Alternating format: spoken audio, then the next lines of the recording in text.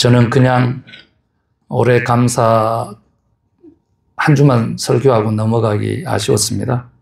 그래서 한 주 더 말씀을 준비했습니다. 오늘 말씀은 너무나 잘 아시는 말씀이죠. 열 문둥병자가 나옵니다. 그리고 갈릴리하고 사마리아 사이를 지나가고 있었고 예수님은요, 열 문둥병자가 크게 소리쳤습니다. 선생님이여 우리를 불쌍히 여겨주세요. 저는 기도하면 첫 마디를 하나님 저를 불쌍히 여겨주세요 이렇게 먼저 기도합니다. 여기는 많은 죄의 문제도 있고 또 긍휼심이 사랑이기 때문에 사랑을 강구하고 그리고 구체적으로 기도합니다.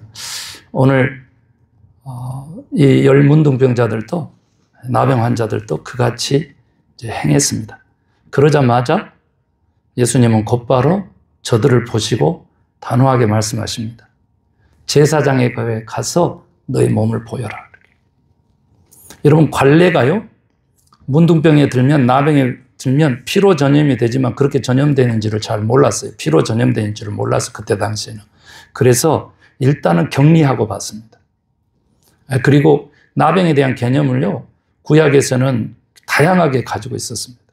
곰팡이까지도 이제 나병의 균으로 인식했을 정도로 그렇게 몸에 피부가 괴사하고 그리고 검은색 이렇게 딱지가 지더라도 나병의 근본이 아시잖아요.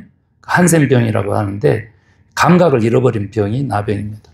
그래서 실제로 상처가 나고 균이 들어와서 거기에 곰고 그리고 살점이 떨어져 나가도 그걸 인식하지 못하기 때문에 그렇게 신체를 잃어버리는 것입니다. 그래서 주변을 잘 살피고 균이 들어오지 않도록 하면 그대로 자기의 인생을 살아가는 것이 또한 나병 환자들의 삶이기도 합니다.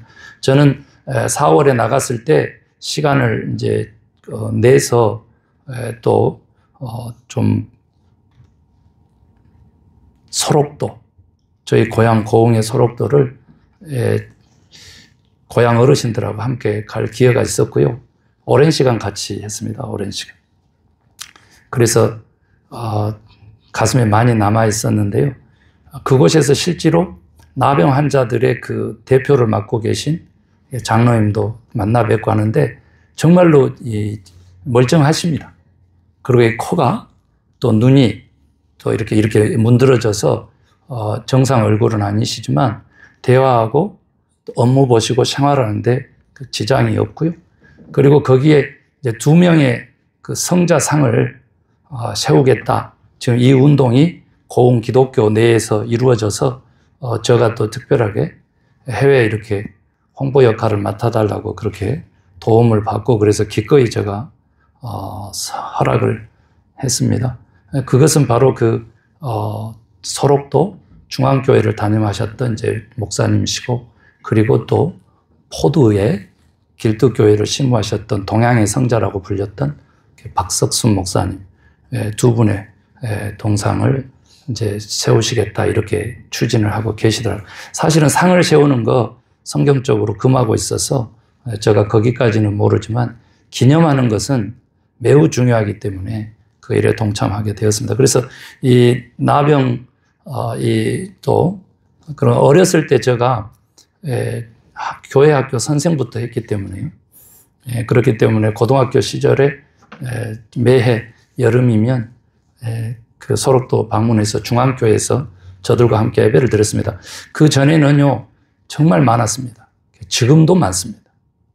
그런데 정말 한때는 2만 명, 3만 명 이렇게까지도 됐었고 7천 명 이렇게 가다가 5천 명, 3천 명 이렇게 실제로 지금도 병원이 있고요.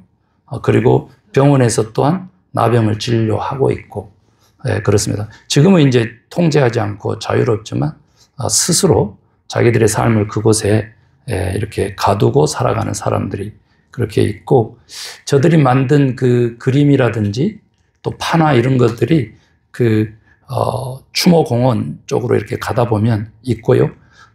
또 마르다 마리안느 마리아 마리안느 그 네덜란드 그 화란의 그 간호사님들 두 분 그분들의 이렇게 동상이라든지 업적들도 그런 고흥 소록도에 있습니다. 그 어린 사슴을 닮았다 이런 그 섬 자체가요. 그런 뜻을 가지고 있는 그곳인데 일제시대에 이제 모든 나환자들을 다 몰아가지고 그곳에 감금을 했고요. 들어가서 이렇게 보면 둘레길로 이렇게 들어가게 되고 차량을 안 보내주니까요. 그래서 허락된 차량만 들어가니까. 그런데 이제 우리는 어르신들하고 같이 가니까 저도 차 타고 처음으로 한번 이번에는 들어가 봤습니다만은 둘레길로 가다 보면 사진들이 이렇게 있어요. 그런데 제가 지금도 잊지 않고 또 나병 환자들의 삶을 이렇게 보면 이 사진이 지금 이 나병 환자들의 삶을 상징하는 겁니다. 이쪽에는요, 나병에 걸리지 않는 자녀들이 부모를 보려고 와 있습니다. 한편에는요. 그런데 이만큼 떨어져서 바람이 어느 쪽에서 부느냐에 따라서 그렇게 달라지는데 1년에 한 번 이렇게 약 10m 정도 됩니다. 그런 데서 이렇게 서로 마주보고 그 도로가 아직도 그대로 있어요. 그래가지고 이렇게 마주보고 이렇게 10m 떨어져서 바람을 맛보고 환자들이 서고 바람이 부는 저쪽에 반대쪽에 자녀들이 친척들이 서가지고 부인도 남편도 그렇게 대화를 하고 1년에 한 번 상견례를 하는 그 사진이 쫙 걸려 있었고 그 안의 삶도 일제 치하였기 때문에 원장이 얼마나 착취를 하고 얼마만큼 많이 학대를 했는지 그리고 우리가 731 부대 마루타 사건 우리가 2차 세계대전 때 잘 기억하고 있는데 이미 일제 시대 때부터 그렇게 온갖 인간들의 모든 일본 사람들의 의술의 발달은 그 소록도에서 그렇게 실험을 통해서 행해졌습니다. 그래서 실제로 다 남자들은 그래서 생식을 못하도록 그렇게 다 했고 그런 그 수술실이 그렇게 있었는데 너무 열악해서 죽은 사람들도 많고 그리고 이제 또 말 안 들고 사고 치는 사람들 있잖아요. 그러면 자체 감옥을 둬가지고 가뒀습니다. 근데 그 삶이라고 하는 것은 이제 험난하죠. 그래서 그 병원 또 그 감옥 이렇게 실제로 다 걸어서 이제 돌아보고 벽도 만지고 그렇습니다. 제가 화가를 지망했기 때문에 아직도 그 영상이 있지를 않아요. 처음으로 이렇게 가는데 막 살 썩은 냄새가 진동을 하죠. 이것은 그냥 화장실 냄새가 아닙니다. 살이 썩은 냄새가 이제 나는 겁니다. 그런데 이제 예배를 같이 드리는데 제가 늘 얘기하잖아요. 제가 박수 치면서 찬양회 하는데 이 손바닥 요 치는 것은 건강이 너무 좋은데 여기 수지침으로 모든 병을 낫게 하는 의사들도 있잖아요. 그래서 너무 중요한데 예배 때 와가지고 이거 한 번 안 하는 사람들 많아요. 물론 이제 어깨도 아프고 그러면 또 힘이 없고 그러는데 사실 이렇게 하면 힘을 더 얻게 되는 겁니다. 신체는 용불용설이잖아요. 사용하면 사용할수록 발전한다는 것이 정설입니다. 그게 박수 치라고 하면 치면 좋은데 그 사람들은 이거 없습니다. 그래서 이제 손이 없는 사람들은 이렇게 여기 손목을 다 이렇게 잘렸는데 이제 그런 사람들은 이렇게 칩니다. 이걸로. 그리고 실제로 우리가 경배와 찬양팀 할 때 마이크를 쥐었잖아요. 그럼 우리 대형 교회들 찬양팀 한번 보세요. 마이크 잡고 손뼉을 치면 마이크에 소리가 납니다. 그러니까 여기를 치거든요. 여기를 치면서 박자도 맞추고 쉽게 하면 앞에서는 흉내만 내는 것이죠. 이렇게. 그렇지만 우리가 이거 박수를 얼마나 아낀 걸 보면 그 현장을 못 보니까. 그런데 이제 팔도 없습니다. 이게 닿질 않아. 여기까지 잘린 사람들이에요. 그리고 실제로 거기 보면은 이 뭉툭거리는데 거기서 곧 그냥 막 피고름이 쏟아질 것 같은 그런 이제 상태를 보게 되는 것이잖아요. 그래서 보기 흉하다고 여기다 토시 같은 걸 이렇게 양발 같은 것을 여기다 하고 있는 사람들은 그럼 어떻게 찬양을 하느냐 그러면요. 마룻바닥이에요. 마룻바닥이 누구 기름인지는 알 수 없어요. 사람의 기름인지 다른 것인지 알 수 없지만 정말 유난히도 반질거립니다. 반질반질하거든요. 그 나무바닥이 아직도 있습니다. 중앙교회는요. 그런데 이제 100년이 넘은 것이죠. 그런데 그에서 박수를 어떻게 치느냐 그러면요. 다 발도 뭉둥거리고 없는데 복숭아뼈 있잖아요. 복숭아뼈. 발도 다 잘라지고 그 복숭아뼈를 발로 이렇게 마룻바닥을 치면서 찬양합니다. 저는 실제로 봤고 이거 꾸며낸 얘기가 아닙니다. 그렇게 눈물을 흘리면서 찬양합니다. 그래서 저는요. 앞만 봤지 우리를 감싸고 앉아서 함께 찬양하고 예배하는 그들을 쳐다볼 수가 없었습니다.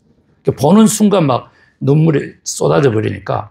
근데 그게 슬퍼서 이런 것보다도 공포기도 하고, 그 다음에 이제 왜 이렇게 눈물을 흘리고 있는 사람 보면 같이 이렇게 전이가 되잖아요. 그래서 저도 눈물을 많이 흘리면서 예배하고 그랬던 그 강한 기억이 있기 때문에 오늘 이 문둥병자를 치료하신 예수님은 진짜 하나님이시고 진짜 구원자다 이렇게 보시면 돼요. 그런데 이제 오늘의 이 가르침에는 정말 놀라운 것들이 너무 많습니다.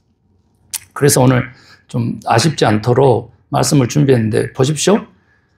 제사장에게 보이는 것, 이같이 공동체에서 이렇게 분리를 시켰어요. 그러면 나음을 입는다라고 하는 것, 구원을 받는다라고 하는 것이 무엇인지, 이래서 이 문둥병 환자의 치료에 의해 가지고 우리가 심판이 무엇인지에 대해서, 우리 인생이 무엇인지에 대해서 아주 근본적인 것을 저는 메시지로 하나님께 받았어요. 공동체에서 떨어져 나가는 것이 심판. 내가 혼자가 되고 혼자서 사는 것이 심판. 제사장에게 너 몸을 보이라 그랬단 말이에요. 10 문둥병자가요, 그 말을 듣자마자 바로 갔어요. 문둥병이 그렇게 쉽게 치유되지 않잖아요. 여러분, 곪은 곳이 살이 떨어져 나간 것이 새살이 돋아서 그 채워진다? 놀라운 일이죠. 그래서 예수님이시니까 가는 도중에 저희들이 나음을 입었다 그랬어요. 제사장에게 왜 보여주느냐 그러면 공동체에 다시 편입될 수 있도록 하는 권한을 제사장이 가지고 있었기 때문에 그렇습니다. 심판이 무엇인지를 배워야 돼요. 내가 심판을 받았느냐 안 받았느냐, 내 혼자 잘 살아간다, 이미 심판 받은 거예요. 끝난 거예요. 교회를 다니긴 다니는데 내 혼자다, 끝난 거야. 구원하고 상관이 없는 거예요. 구원이라고 하는 것도 이같이 하나님과의 관계를 회복하고 하나님의 몸인 교회 공동체의 관계성을 회복하는 거죠. 그렇게 이제 공동체로 다시 편입되는 것이 이제 구원이다. 이제 이것도 기억하시면 좋겠고, 한번 보세요. 예수님이 가란다고 가냐고.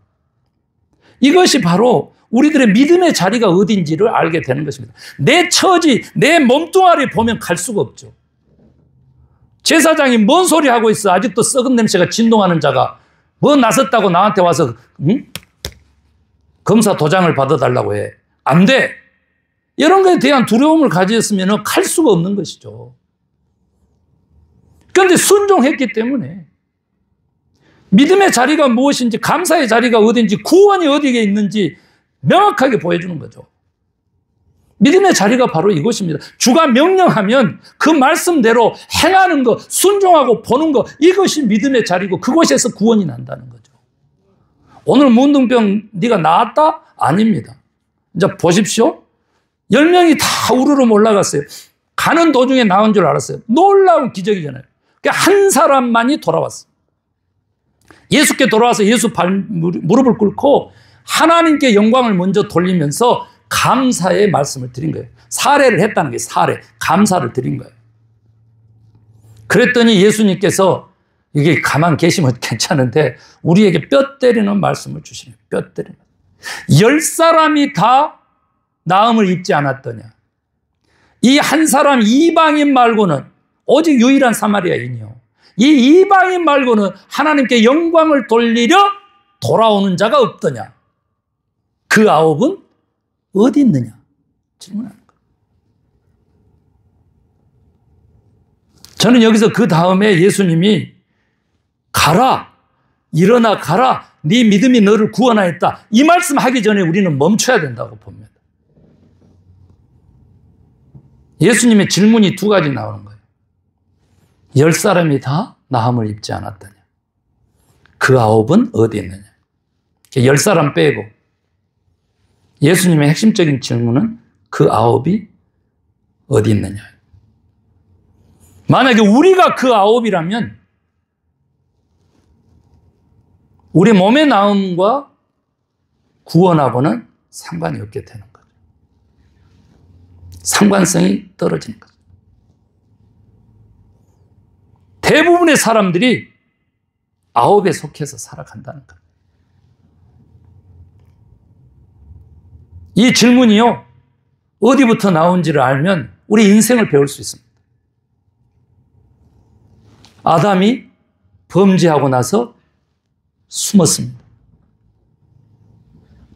하나님이 아담에게 얘기합니다. 최초 인류 아담에게, 아담아 내가 어디 있느냐. 주여 내가 숨었나이다. 이렇게 대답합니다. 가인이 동생 아벨의 제사만 하나님이 취했다고 질투심에 화가 나가지고 동생을 들에서 돌로 쳐 죽였어요.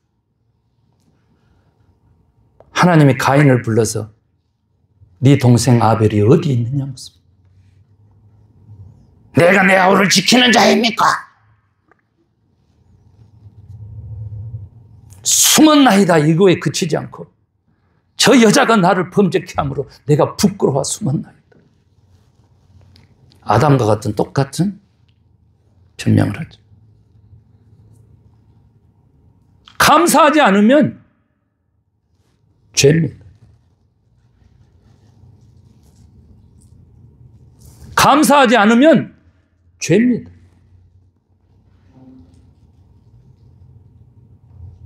그런데 주님은 물음 한 물음이 더 있죠. 엘리야에게 똑같이 묻습니다. 네가 어찌하여 여기 있느냐? 주님은 비동사를 써서 빙을 묻습니다. 우리의 존재 어디 있는지, 생존하고 있는지. 예수님은 오늘 사람들에게 두 동사를 써서 행위를 명령하는 거죠. 우리의 존재는 우리의 행동하고 맞닿아 있습니다. 감사할 줄 아는 사람은 감사의 인격을 가진 감사의 사람, 감사의 존재가 되는 거죠. 내가 그런 존재로 화하는 거죠. 사랑하는 사람은, 남을 돕는 사람은, 남을 불쌍히 여기는 사람은 자기 중심성을 내려놓고 다른 사람 중심성을 회복함으로써 하나님 중심성을 실천하면서 사는 사람은 그의 존재가 하나님처럼, 메시아처럼, 예수처럼 다른 사람을 위해서 자신을 희생하는 성스럽고 거룩한 삶의 경지에 이르는 것입니다. 주변 사람들이 이기적이고 주변 사람들이 물질적이고 주변 사람들이 욕심이 가득 차 있으면 그렇게 끌어내리는 것입니다. 그 성스러움을 속되게 바꾸는 것입니다. 왜 그렇게 삽니까? 당신은 인간입니다. 크리스찬리티를 깎아내리고 좀먹죠. 그런 사람들하고 가까이 하면 안 됩니다. 내 물질 있는 곳에 네 마음도 있다라고 하신 것이 주님이십니다. 우리의 물질이 어디로 가고 있는지를 다시 한번 살펴보시면 간단하죠. 세상 사람들의 10%만이 하나님께 영광을 돌리고 감사하는 자리로 돌아오고 있는 것이 오늘날의 현실입니다. 물질로 따지면 10의 1조를 도둑질하는 것은 죄입니다. 10% 물질을 하나님과 또 교회와 이웃들을 위해서 쓰지 않는 것은 죄입니다. 그걸 모으는 것은 나중에 아무리 모아도 헛것이 되는 화를 부를 것입니다. 성서가 그렇습니다. 저는 그래서 권합니다. 내 물질의 소유, 내 소득의 소유 10%만큼은 공을 위해서, 나가 아니라 사가 아니라 공을 위해서 쓰면 내 자녀들을 위해서 비축해 둘 것이 아니라 내 자녀들의 미래를 위해서 기도하는 마음으로 지금부터 순종하면 내 자녀들이 하나님 주권 아래서 잘 된다. 나는 그렇게 믿고 있습니다. 이것을 막는 모든 것들은 어둠이고 사탄의 노림수입니다. 그 길을 쫓아가면 안 됩니다. 다시 영적으로 무감각하게 되는 문둥병에 스스로를 걸리는 겁니다. 영적인 문둥병. 그리고 저는 오늘 하나님의 명령에 의해서 시간의 11조를 주께 바치도록 강권하고 싶습니다. 여러분, 저는 깜짝 놀라요. 요즘 시대는요, 사람들이요, 특히 장로교 쪽에서는 1시간이 넘어가는 예배는 예배로 은혜가 없다 그래버립니다. 놀라운 일입니다. 일주일에 1시간 바치는 것에 집중해서 그럴 수는 있습니다. 또 성향일 수도 있고. 그러나 여러분, 그렇지 않습니다. 24시간 하루를 쓰면은요, 그 중에서 11조를 드린 것은 3시간을 주께 바치라는 뜻일 것입니다. 저는 우리 성도님들과 함께 권하고 싶습니다. 적어도 3시간 정도는 하루에 하나님을 위해서 바치는 시간으로 삼으라. 다른 사람에게 봉사한다든지, 찬양을 올려드린다든지, 말씀을 묵상한다든지, 기도를 드린다든지, 시간의 11조를 지금부터 바치면 주일날 온전한 하루 8시간을 하나님께 바치는 것까지 합하면 아마도 우리에게는 하나님과 함께하는 천국의 삶이 안에서부터, 내 속에서부터, 내 삶에서부터 보장된다. 저는 그렇게 믿습니다. 거기서 실현되는 거예요. 오늘 가르쳐 주신 주님의 말씀은 놀랍죠. 엘리야에게 이렇게 얘기했습니다. 네가 어찌하여 여기 있느냐. 그랬더니 엘리야가 대답합니다. 나 혼자 남았습니다. 나 열심히 특심했습니다. 그런데 저들이 나를 죽이려 합니다. 하나님 차라리 죽이십시오. 하나님이 3번 묻고 3번 똑같이 대답하니까 하나님이 강권하십니다. 그래, 알았다. 내가 너에게 3가지 일만 딱 시키겠어. 그런데 그 일이 뭔 줄 아느냐? 3사람을 세우는 것이다. 유대 왕도 세우고 이방인의 왕도 세우고 그리고 제사장도 세워라. 네 뒤를 이어. 실제로 엘리야는 굴에서 죽기를 간청했지만 이런 존재적인 질문을 가지고 네가 어찌하여 여기 있어? 네가 살아가는 이유가 뭐야? 어떻게 살아왔어 이놈아? 내가 여지껏 너를 먹였지. 실제로 그 체험이 막 생각이 나는 거야. 네가 어찌하여 여기 있느냐? 네가 어찌하여 나성 소망교회에 있느냐? 네가 어찌하여 이곳 시니어 아파트에서 생활하고 있느냐? 과거도 주께, 미래도 주를 위하여. 이 결정을 한 엘리야는 자기 후계자 제사장의 보는 앞에서 죽지 않고 천국으로 올라갔다고 역사적인 기록에 남아있는 인물이 되었습니다. 하나님의 계획이고 신약에서 예수 그리스도 통해서 모든 인류에게 베풀어 주신 구원의 은혜입니다. 오늘 예수님도 똑같이 하시는 겁니다. 감사하지 않는 사람들은 몸의 유익만 줬지만은 감사한 사마리아인 이방인에게는 예수님이 이방인의 구원자로 이미 선포한 거죠. 바울 전에요. 그에게는 일어나 가라. 내 믿음이 너를 구원하였느니라. 공동체로 예속됐을 뿐만 아니라 일어나 가라라고 하는 그 명령 속에는 우리 인생의 사명과 그 목적을 행하라고 하는 명령이 담겨 있는 것이죠. 감사는 곧 예수님에 의하면 구원이 되었습니다. 감사는 곧 믿음이 되었습니다. 그래서 감사는 곧 믿음의 생활이 된 거죠. 감사의 삶은 곧 구원받은 자의 삶의 표징이 된 것입니다. 그러나 우리 잊지 말아야 됩니다. 9은 어디 있느냐?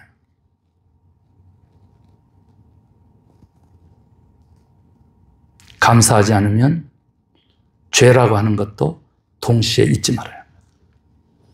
사랑하는 성도 여러분, 저는요 오늘 예수님의 그 명령들 앞에서 찾았습니다. 그러면 어떻게 구원받은 자의 삶, 감사한 삶을 살 수 있겠습니까? 그래서 감사에 실천하는 덕목들을 찾아서 7가지를 말씀과 함께 얼른 소개하고자 합니다. 여러분, 첫 번째로는요, 기억입니다. think가 어디서 왔냐면 think, 생각에서부터 왔습니다. 다른 말로 하면 remembrance.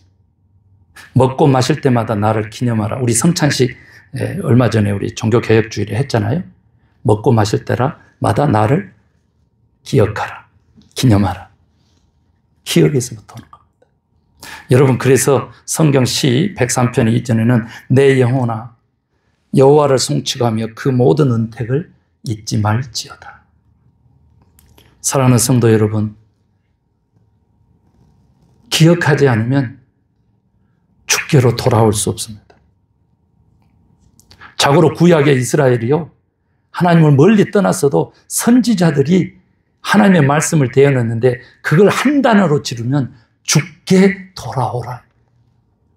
근데 어떻게 설득을 했냐 그랬더니 너희가 출애굽했을 때에 역사하셨던 만나를 먹이시고 메추라기를 먹이시고 반석에서 물이 나게 하시고 마지막 결정적으로 홍해를 가르셨던 그 여호와를 기억하고 주께 돌아오라.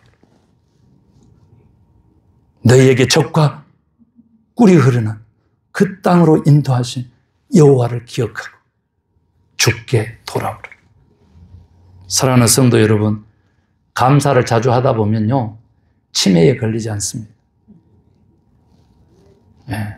그리고 더 결정적인 것은 헛소리를 하지 않습니다. 참된 소리만 하는 것입니다. 억지로 막 가짜로 하신 분들 많은데 그거 다 알죠. 쇼하지 말고 진심 어리게 하나님께도 감사하고, 그래서 하루에 여러분 3가지 감사를 여러분의 핸드폰 안 떠나니까 손에 있는 노트에다가 자기 자신에게 카톡으로 계속적으로 3가지 감사 하루에, 그것만 해도 여러분 시간의 10%를 하나님께 드릴 수 있게 되리라고 저는 그렇게 믿고 있습니다.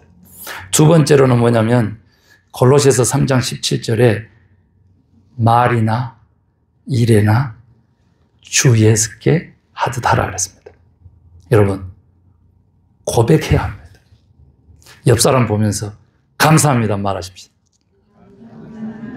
예, 여러분 실제로 말 한마디도 천냥빛을 갚습니다. 그런 속담을 가진 위대한 우리 민족이고 나라입니다. 그런데 요즘 너무 감사가 없습니다. 감사를 당연한 것으로 여기는 사람들이 많아요. 호의를 당연한 것으로 여기면 결국에는 심판을 면치 못합니다. 감사한 마음을 가지면 우리의 영혼도 마음도 인격도 생각도 부드러워진다. 따뜻하게 된다. 부드러운 땅에서 작물이 잘 자라고 열매도 잘 맺는다.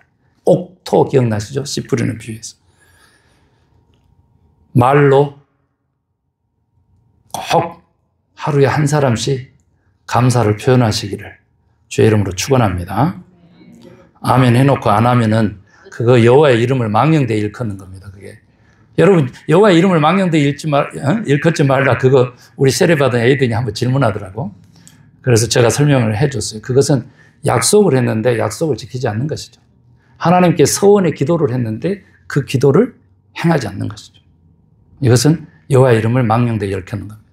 뭐 그냥 오마이 갓 한다고 해서 이제 꼭 그것이 여호와의 이름을 망령되이 일컫는 것이 아니라, 그래서 오마이 갓이 이렇게 하는 사람들도 있고 그러는데, 그 정도로 성경이요 끊임없이, 옛날에 인쇄술이 없었잖아요. 그럼 이스라엘 백성들이 어떻게 성경을 가졌겠어요? 물론 모세는 오경입니다만 다 필사한 겁니다. 쓰는 겁니다. 근데 이걸 필사하는 일에 그렇게 종사했던 사람들은요, 여호와 야훼의 이름이 나오는 순간 붓을 내려놓고요, 그 한 이름을 쓰기 전에 목욕 제기하고 회개기도 다 하고 온 몸을 정갈하게 한 후에 옷을 갈아입고 그 이름 한자를 쓴 겁니다. 그렇게 해서 말씀과 성경이 오늘날까지, 그래서 하나님의 말씀이신 하나님으로 우리가 인식됐습니다. 여러분 말이 굉장히 중요합니다. 여보 감사해요. 조은아 고맙다. 행하셔야 돼요. 세 번째로는요, 데살로니가 15장 8절의 말씀, 우리 지난주 말씀이죠. 그냥 간단하게 할게요. 범사에 감사라.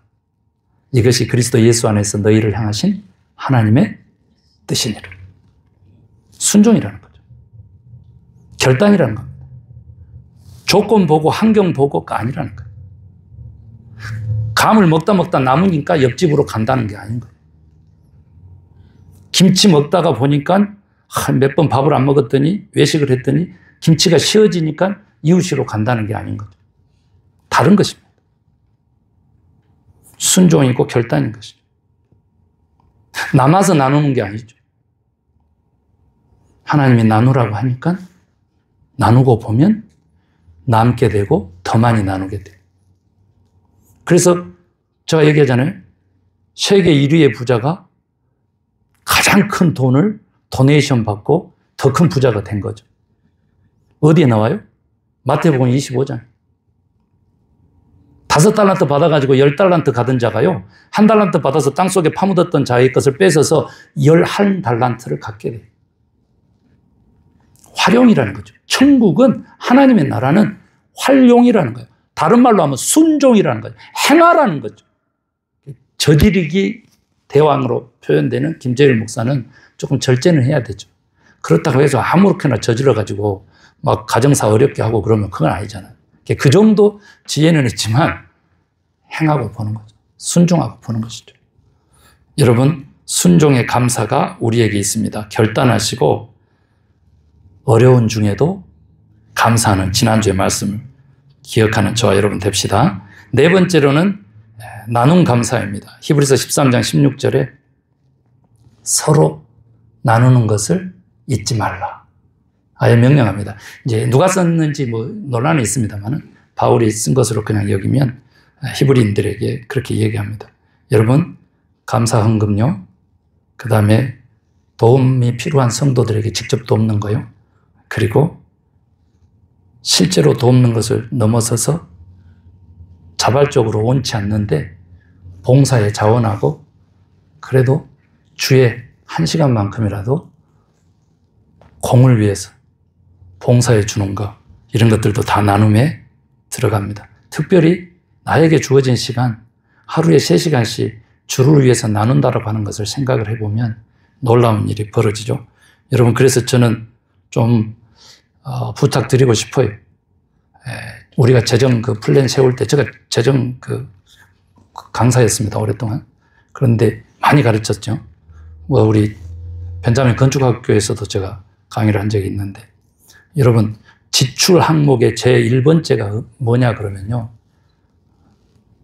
11조 나눔 1번이 1번. 지출 항목의 1번.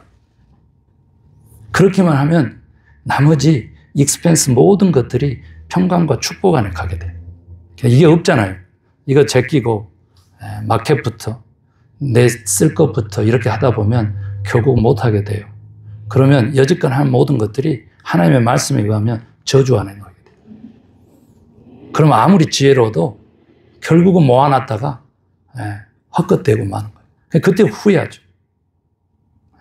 그때 후회. 그때 나눴으면 충분하게 하늘의 복이 쌓였을 텐데 후회합니다. 그래서 똑같습니다. 지출을 이렇게 하면 투자에도 똑같아요. 분산 투자, 장기 투자가 투자의 아주 비결인데, 그것도 마찬가지로 그렇게 공을 위해서, 그리고 맨 나중에 나 포함해서 이런 그 가치를 가지면 우리 모두가 다 축복의 삶을 살게 될 걸로 믿습니다. 여러분, 생명의 화두가 무엇인지 아십니까? 지금 현재. 지금 우리 물질 너무 많이 받았잖아요. 대한민국 아시죠? 3만 불 넘어가지고 선진국에 들어갔다고 난리인데, 노인 빈곤율 1위, 청소년뿐만 아니라 청년 빈곤율 1위, 그 다음에 빈부격차 3위, 빈부격차 3위. OECD 국가 중에서. 가장 가난한, 가장 고령의 노인들을 데리고 있는 나라. 40대 이하 젊은이들이 미래인데 가장 상대적 박탈감과 빈곤감이 쌓여있는 나라. 이 나라가 선진국입니까? 그렇게 잘 삽니까? 지금도 어떻게 돌아가고 있는지 아십니까?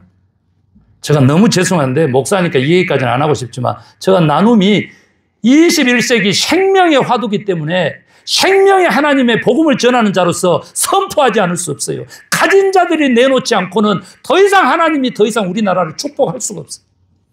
그런데 지금도 대기업 중심으로, 돈 가진 사람들 중심으로 모든 국가적 정책이 시행된다면 제 아무리 잘난 대통령이라도 빵점짜리 대통령으로 저는 나에겐 찍을 수밖에 없어요.